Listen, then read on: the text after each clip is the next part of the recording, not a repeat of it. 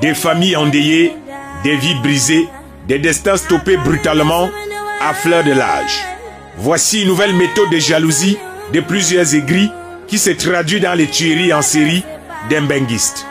Cette jeune dame, sur des images amateurs que nous avons recueillies sur la toile, a été, selon plusieurs témoignages, précipitée au séjour des morts quelques jours après son mariage.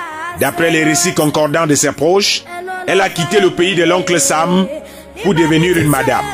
Malheureusement pour elle, c'était sans compter avec les aigris du pays. La thèse d'un empoisonnement selon les médecins légistes a été la plus plausible. Une mauvaise nouvelle qui laisse matière à se demander qui a osé lui porter le coup fatal en introduisant le poison, soit dans sa nourriture, soit dans sa boisson. Qu'est-ce qui les a autant énervés sur elle? Sa beauté, son argent, son mari, ou tout simplement, comme on dit au pays, le mal pour le mal. Qui a osé porter une telle ignominie dans sa famille et pris le risque qu'une telle cruauté puisse devenir une malédiction générationnelle?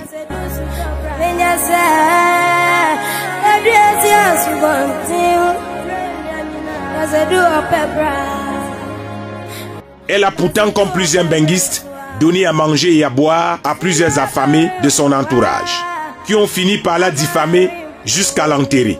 C'est une longue liste de tueurs à la fiole d'un benguiste qui persiste dans notre pays.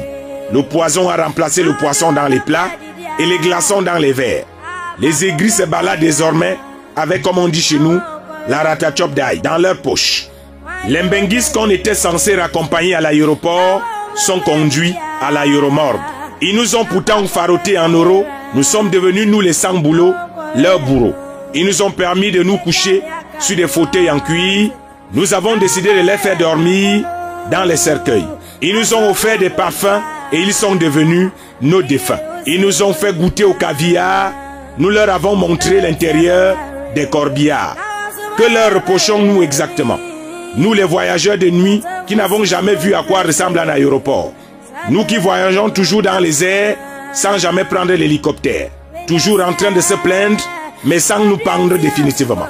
La terre commence vraiment à être pleine de païens qui ont des comportements de gamins, on dirait des descendants de Caïn. Ils sont pourtant venus avec plein de bonté. Notre joie effrontée leur a servi la cruauté.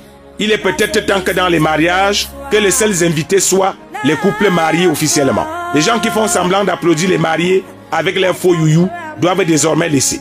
Continuez à gérer vos frustrations avec le vieux m'aider à rester et à m'aider de mes voisins de 12 ans sans bénéfice. Les benguistes, vous aussi, notamment les filles, arrêtez de marcher avec des copines du pays qui boivent le kitoko et qui ont pour seule ambition regarder novelas dans une télé à tube. Dans les chambres parfois sans courant, enceintes de leur 7e enfant, dont le nom du père n'est pas encore officiellement connu. Des gens qui passent le temps à commenter les richesses des autres et dire qu'elles sont conjuguées au passé compliqué et au présent qui n'est pas simple. Alors que leur état de pauvreté elle-même est dans un passé compliqué et raté, dans un présent de l'inactif et dans un futur toujours inférieur. La jalousie en Afrique est devenue une filière qu'on étudie à l'université des bras croisés, à l'école qu'on qualifierait d'anormale, des partisans du moindre effort, et à la faculté des joueurs de Ndjangi et de Bali Bali, et des filles du Ndjangsan qui ont du mal à s'acheter même les feralgans. Stop à la tuerie par empoisonnement de nos benguistes.